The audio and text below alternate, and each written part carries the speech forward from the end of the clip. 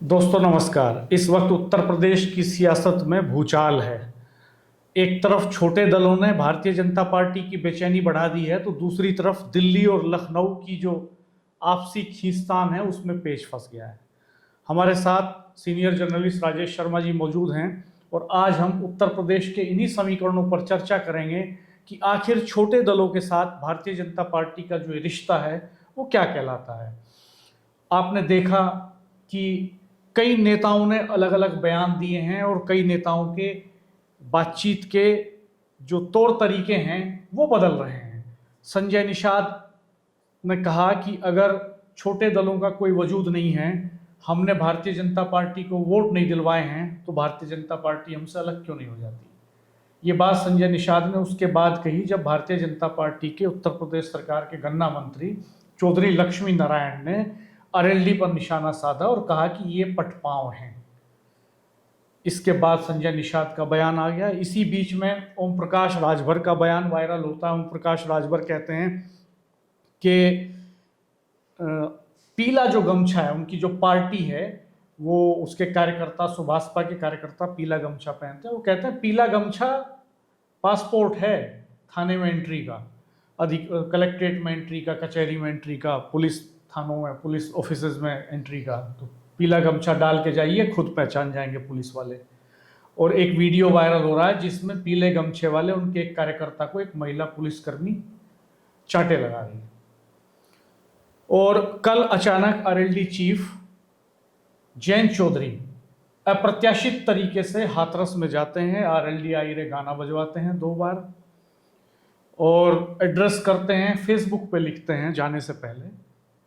तो ये जो घटनाक्रम है इनको किस तरह से आप देख रहे हैं? एक घटनाक्रम पे बात करते हैं। पहले आरएलडी के बारे में बात करते हैं। आरएलडी को अगर देखें तो पिछले चुनाव में, यूपी के विधानसभा चुनाव में आरएलडी का और समाजवादी पार्टी का गठबंधन था, आरएलडी और बीजेपी का गठबंधन नहीं था। पिछले लोकसभा चुनाव में ये दोनों दल एक साथ आए। जयंत चौधरी की हालिया गतिविधियों को एक बार आप गौर से देखेंगे तो वो लगातार वेस्टर्न यूपी में बहुत सक्रिय हुए हैं, लगातार उनका फुटफॉल बढ़ा है। बागपत में आ रहे हैं, शामली में आ रहे हैं, मुजफ्फरनगर में आ रहे हैं, मथुरा पहुँचे, लखनऊ पहुँचे। और बयानों को भी देखिए आप उनके गौर से कि वो शामली के एक गाँव में कहते हैं कि आप लोग जैसा कहेंगे मैं वैसा करूँगा, मुझसे सब कुछ मत कहलवाओ, मेरी कुछ बंदिशें हैं। अगली बार आते हैं तो प्रेस उनसे पूछती है कि बंदिशों का क्या मतलब है। वो क्लेरिफाई करते हैं, वो अपने लोगों को आश्वस्त करते हैं कि आप लोगों के हिसाब से फैसले लूँगा।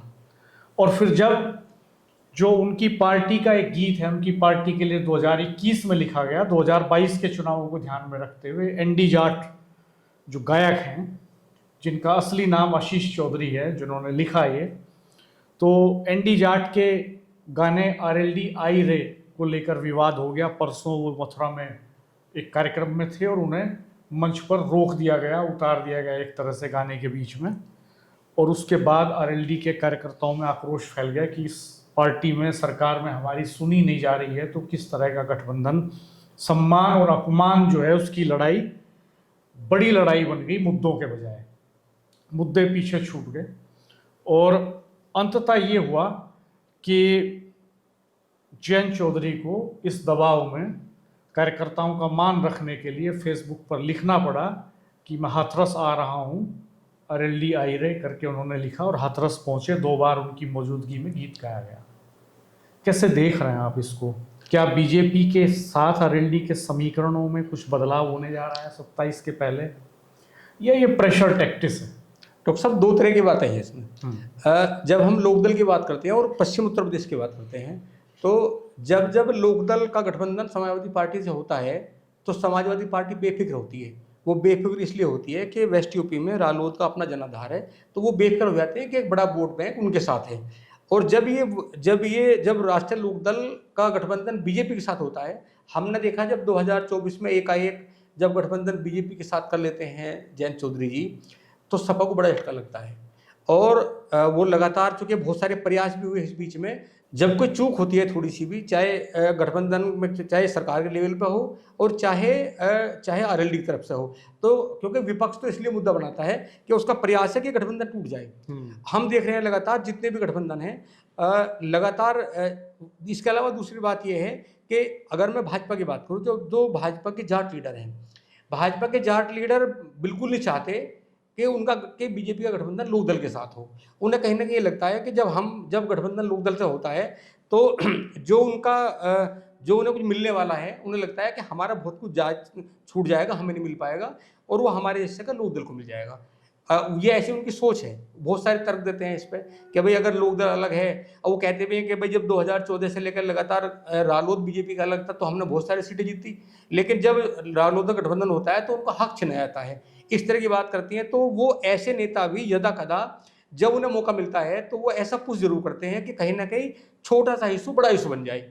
और जहाँ तक कुछ लोग ऐसे हैं जिनकी जो पूरे मन से पूरी संवेदना रखते हैं चौधरी साहब के नाम को लेकर, जयंत चौधरी को जो पूरा अपना सब कुछ मानते हैं, भगवान मानते हैं, अपना नेता मानते हैं, तो उन्हें कहीं ना कहीं ये लगता है, जो वो सुनते हैं, बोले जयंत चौधरी की चल नहीं रही, इसका मतलब मामला खराब है, बीजेपी ने कुछ कर लिया, तो उन्हें दुख होता है। लेकिन राजनीति तो चार तरह की होती है, बताया गया शास्त्रों में कि शाम दाम दंड भेद, चार तरह की राजनीति होती है। दूसरा, सत्ता में क्या है इस समय चूंकि दूसरी बार सरकार है प्रदेश में, देश में तीसरी बार सरकार है, हम लोग देख रहे हैं इतनी दिक्कतें हैं प्रशासनिक लेवल पे, इतना कम्युनिकेशन गैप है नेताओं में और अधिकारियों में। अब ऐसा लगता ही नहीं कि सरकार जो है इस समय कि सरकार नेताओं की है, ऐसा लग रहा है कि जैसे अफसरों की सरकार है। बहुत सारे लोग मिलते हैं, और हकीकत भी है, रोज अखबार छपते हैं, डेली सोशल मीडिया पे हम लगातार देखते हैं कि आपस में टकराव होता है पॉलिटिकल लोगों के बीच में, सत्ता के लोगों का उनसे टकराव भी होता है, और जो विपक्ष के लोग हैं वो तो ये कहते हैं कि उनके तो काम ही नहीं हो रहे। अब डॉक्टर साहब, अगर मैं पूरे प्रदेश की बात करूं, बीजेपी का गठबंधन यहाँ पश्चिम उत्तर प्रदेश में राष्ट्रीय लोकदल से है। जब हम पूर्वांचल की बात करें तो वहाँ अपना दल एस अनुप्रिया पटेल के साथ गठबंधन है। जब पूर्वांचल की बात करेंगे तो वहाँ चूंकि जो सुभाषपा है, जो ओम प्रकाश राजभर जी से गठबंधन है, वहाँ भी वहाँ के रिश्ते। जब हम बनारस की बात करें तो संजय निषाद, जो निषाद पार्टी है, उनका गठबंधन बीजेपी के पास है। बीजेपी को ये लगता है जब गठबंधन करती है बीजेपी कि ये जो छोटे छोटे दल हैं उनसे बीजेपी की नैया पार होती है। तो बीजेपी मानती है कि अगर छोटे दल उनके साथ नहीं होंगे तो बीजेपी सरकार नहीं बना पाएगी। लीडरशिप मानती है, टॉप लीडरशिप मानती है, निचले लेवल के नेता तो मानते नहीं। तो टॉप लीडरशिप का फोकस रहता है सरकार बनाने पे। अब संजय निषाद की इस बात में तो दम है ना कि अगर भारतीय जनता पार्टी को लगता है इनका कोई जनाधार नहीं है, ये कोई फैक्टर नहीं है, तो हटा दे, उनके मंत्रियों को गठबंधन से अलग कर दे। सोहेल, लेकिन ऐसा तो करती नहीं भारतीय जनता पार्टी, वो सबको सटा के रखती है सबके बावजूद। दरअसल डॉक्टर साहब क्या है, संजय निषाद जी का मैंने बयान सुना, जो निषाद जाति के भाजपा के लोग हैं वो बर्दाश्त नहीं करते कि संजय निषाद बीजेपी के साथ हो। उन्हें लगता है कि बीजेपी में हम काम कर रहे हैं, हमें 20 साल हो गए, 30 साल काम हो गए, और जब हमें देने का नंबर आया तो गठबंधन में वो सब निषाद को मिल गया। संजय निषाद चूंकि मंत्री हैं, और अब इस समय बोले सरकार में निषाद पार्टी चलती है, हमारी चल नहीं रही। ऐसी जब हम पटेलों की बात करते हैं, पटेलों में जो विवाद होता है, आपने देखा होगा 3 महीने पहले जो केंद्रीय मंत्री अनुप्रिया पटेल के पति हैं आशीष पटेल, उनके साथ चीटिंग की गई, उन्होंने एसटीएफ को चैलेंज किया, उन्होंने मुख्यमंत्री को चैलेंज किया। तो उसके पीछे की भी कहानी ये थी कि जो पटेल बीजेपी के कोर लीडर हैं उनमें कहीं ना कहीं चलती है आपस में। उन्हें लगता है कि हमारी सरकार, हमने काम किया, हमारे बल पे बीजेपी का कैडर खड़ा हुआ है। तो अब चूंकि अनुप्रिया पटेल के गठबंधन आने से उन पटेलों की बात मानी जाती है जो अनुप्रिया पटेल की पार्टी के पटेल हैं, हमारा वजूद, तो वे टिप्पणी करते हैं। ऐसी टिप्पणी जो है निषाद पार्टी संजय निषाद के साथ होती है, ऐसी टिप्पणी ओम प्रकाश राजभर के साथ होती है। तो ये जो बीजेपी का जो एक कैडर है, ये कैडर बर्दाश्त नहीं करता बिल्कुल भी कि दूसरे राज्य, इनकी वजह से विवाद पैदा होता है। वेस्टर्न यूपी में तो देखें, सीक्वेंस देखिए आप कि पहले अनिल कुमार जी जो मंत्री हैं आरएलडी के कोटे से प्रदेश सरकार में, उनका डिस्प्यूट होता है बागपत में मीटिंग को लेकर के। वो बागपत में गन्ना विभाग के अधिकारियों की मीटिंग लेते हैं, उसमें अधिकारी पहुंचते नहीं। फिर एक डिस्प्यूट ये आता है कि एक एसडीएम को उन्होंने किसी काम के लिए कहा तो एसडीएम ने डिसओबे किया, और फिर बाद में उसको लेकर के पब्लिक डोमेन में वो डिस्प्यूट आया भी। उसके बाद का फिर घटनाक्रम देखें तो चौधरी लक्ष्मी नारायण आरएलडी को कह देते हैं कि ये पटपाव हैं, इनका गठबंधन से कोई फायदा भारतीय जनता पार्टी को हो नहीं रहा। एक डेलीगेशन उसके बाद मुख्यमंत्री से मिलता है, आरएलडी के सांसदों का, विधायकों का, और उसके बाद बैकफुट पर चले जाते हैं चौधरी लक्ष्मी नारायण, और वो इसका क्लैरिफिकेशन भी देते हैं मीडिया में आके। ये अलग बात है कि अभी हाल में उनके बेटे के साले एक मसले में फंस गए। जब वो फंस जाते हैं तो मीडिया में उनकी जो खबरें छपती हैं उनको वायरल करने वाले आरएलडी के लोग रहते हैं ज़्यादातर। तो इस हद तक खटास है संबंधों में। उसके बाद के घटनाक्रम को देखें तो फिर ये ताज़ा मसला ये आता है कि जो एनडी जाट जो है, जिनका नाम आशीष चौधरी है, जो मूल रूप से गाजियाबाद के मोदी नगर के पास जोया गांव के रहने वाले हैं और गायक हैं वो, और वो एक 2021 में एक गीत लिखते हैं आरएलडी के लिए, उसको गाते हैं 2022 के चुनावों को फोकस में रखते हुए, आरएलडी आई रे। उसमें वो चौधरी चरण सिंह को ग्लैमराइज करते हैं और जयंत चौधरी को ग्लैमराइज करते हैं। पार्टी का एक तरह से वो पार्टी का गीत बन जाता है, पार्टी के सारे कार्यक्रमों में बजता है। और जब 2022 का चुनाव होता है तो उस समय पूर्व मुख्यमंत्री अखिलेश यादव और इस समय के केंद्रीय मंत्री जयंत चौधरी जी शामली से चलते हैं लोनी के लिए, और अथाह भीड़ उसमें हाईवे पर थी उस समय। और वहाँ अखिलेश यादव कहते हैं आरएलडी आई रे बजाइए, तो आरएलडी आई रे बजता है, अखिलेश यादव उस पर झूमते हैं। और ये अभी हाल में जो एनडी जाट को रोक दिया गया ये गाना गाने से हाथरस में, तो उसके बाद समाजवादी पार्टी के तमाम लोगों ने अखिलेश यादव की वो क्लिप और एनडी जाट को रोकने वाली क्लिप दोनों को क्लब करके सोशल मीडिया के सारे प्लेटफॉर्म्स पे चलाई और कहा कि एक तरफ वो हैं जो आपको गाना तक नहीं गाने दे रहे, और एक तरफ हम हैं जो हमारा नेता आपसे सिफारिश कर रहा है, डिमांड कर रहा है कि आपका गाना बजाया जाए। तो वो कहते हैं कि हमारा दिल भारतीय जनता पार्टी से ज़्यादा बड़ा है, और वो कोई मौका नहीं छोड़ते ऐसा जिस पर वो भारतीय जनता पार्टी और आरएलडी के बीच में जो संबंध हैं उनके बीच खटास पैदा हो, या आरएलडी के प्रति भाजपा का कोई भी नेता ऐसा कुछ कहता है, करता है, तो वो उसको इशू बनाते हैं। वो ये दिखाने की कोशिश करते हैं कि हमारी सिंपैथी जयंत चौधरी के साथ है। इसको कंपनसेट करना जयंत चौधरी के लिए बहुत ज़रूरी हो गया था, क्योंकि उनके कार्यकर्ताओं में इसको लेकर के घोर निराशा थी। तो कल जब जयंत चौधरी ने फेसबुक पर लिखा कि मैं हाथरस आ रहा हूँ, और आरएलडी आई रे लिखा उन्होंने, आरएलडी आई रे हाथरस, लखनऊ से हाथरस, लखनऊ से हाथरस, ये लिखा उन्होंने, तो उसके बाद कार्यकर्ताओं में जोश आ गया और वो सब मूव करने लगे हाथरस की तरफ। वो सारे मुद्दे पीछे चले गए। लोग ये बात भूल गए कि मलकपुर की चीनी मिल पर 250 करोड़ से ज़्यादा का बकाया है, नया सीजन शुरू होने जा रहा है, गन्ने का भाव नहीं बढ़ रहा है। मीरापुर के चुनाव में जयंत चौधरी बार बार कह रहे थे, उनके लोग भी कह रहे थे 400 पार जाएगा, लेकिन वो 400 पार ना सीट जा पाई बीजेपी की और ना 400 पार गन्ना जा पाया। तो ये जो रियल इश्यूज हैं, कोर इश्यूज हैं उनके कोर वोटर्स के, ये सब हाशिए पे चले गए। तो क्या आपको ऐसा नहीं लगता कि जो ये क्षेत्रीय दल हैं इनकी कोशिश ये रहती है कि बीच बीच में जब ऐसे कंट्राडिक्शंस हों तो वो उन पर आक्रामकता के साथ पेश आएँ, ताकि जो मसले हल नहीं हो रहे हैं उनके कोर वोटर्स के, वो इस तरह के सेंटीमेंट्स से हल हो जाएं? डॉक्टर साहब, एक तो ये गलत बात है। जब कोई आयोजन होता है और आयोजन में सांस्कृतिक कार्यक्रम होता है, तो एक तो वो होता है कि भाई एक गाना ऐसा चल रहा है कि वो गाना जो है गाने के लायक नहीं है, या वो मतलब वो संस्कृति से मेल नहीं खाता, तो उसमें बहुत सारे लोग इरिटेट हो जाते हैं कि भाई ये सब बंद कराओ, ये सब बंद कराओ।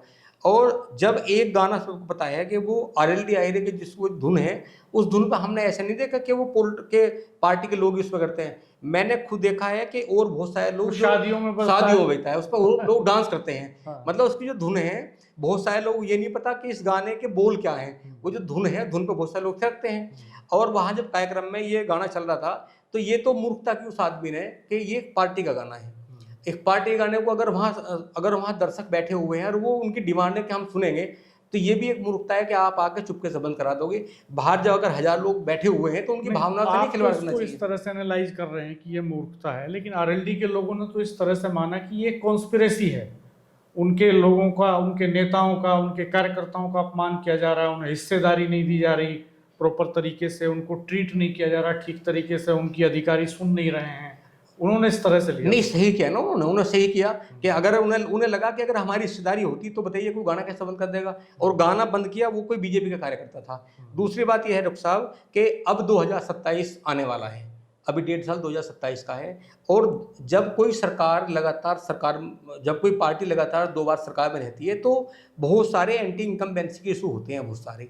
अब हम लगातार देख रहे हैं, ये अलग बात है कि कोई नहीं बोलता बड़े मंचों से, लेकिन अगर आप ग्राउंड लेवल पे जाओगे तो ऐसी बहुत सारी सत्यता बताने वाले लोग मिल जाएंगे जिसकी वजह से लोग परेशान भी है। तो पार्टियां क्या करती हैं, बीजेपी जो कि जब 2024 का मामला आया तो ये लगा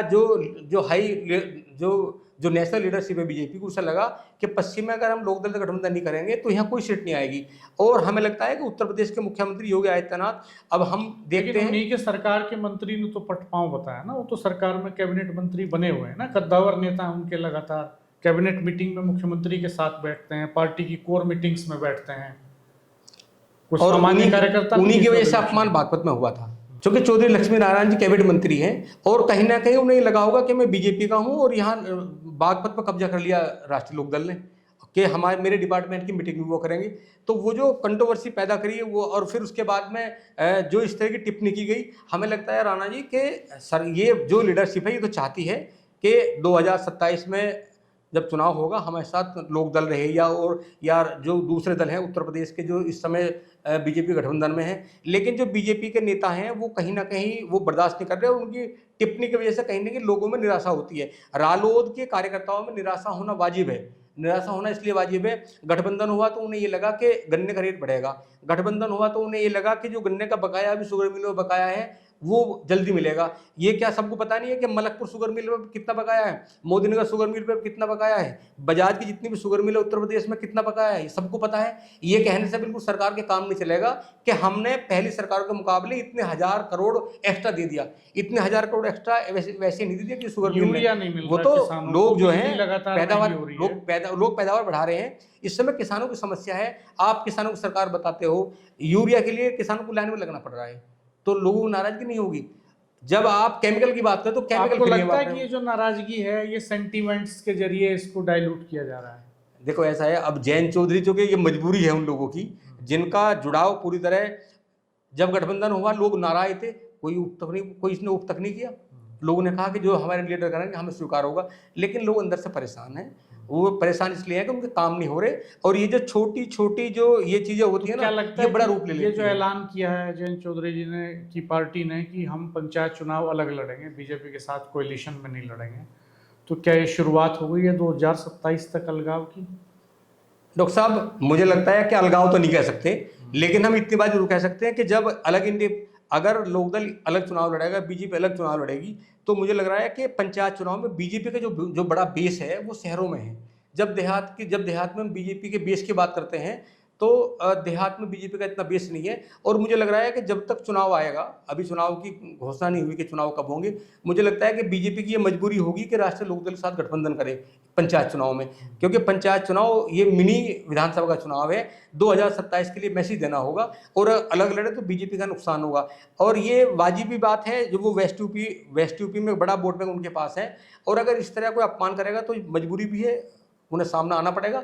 दूसरा क्या है कि जब ऐसा गठबंधन होता है तो इशारे होते हैं, इशारे ये होते हैं कि भाई हमारी जितनी हमारी ताकत है या जितना हमारा वजूद है उसके हिसाब से हमें कुछ दिया भी जाए। क्या ये फ्रेंडली गेम तो नहीं चल रहा है कुछ, कहीं सब कुछ प्लान्ड है, आपसी अंडरस्टैंडिंग से चल रही हैं सारी चीजें? डॉक्टर साहब गठबंधन जब होता है सरकारों का, तो जब एसी कमरों में बंद कमरों में बात होती है तो उन बातों का पता तो नहीं चलता, मैसेज होता है बाहर। जनता तो बहुत भोली होती है, वो तो एक मैसेज को समझ लेती है। क्या जनता है, ये पब्लिक है, ये सब जानती है, जनता भोली नहीं है। जनता नेताओं की असलियत को नेताओं से ज़्यादा जानती और समझती है। दोस्तों, इन सारे बदलते घटनाक्रमों को आप कैसे देख रहे हैं ये कमेंट बॉक्स में ज़रूर बताइएगा, और ये भी बताइएगा कि 2027 का क्या समीकरण बन रहा है उत्तर प्रदेश में, किस तरह की ज़मीन तैयार हो रही है। आप इन सब घटनाक्रमों पर अपनी क्या राय रखते हैं? हमारे चैनल को सब्सक्राइब कीजिएगा, बेल आइकन प्रेस कर दीजिएगा, नोटिफिकेशंस ऑन कर दीजिएगा। धन्यवाद, नमस्कार।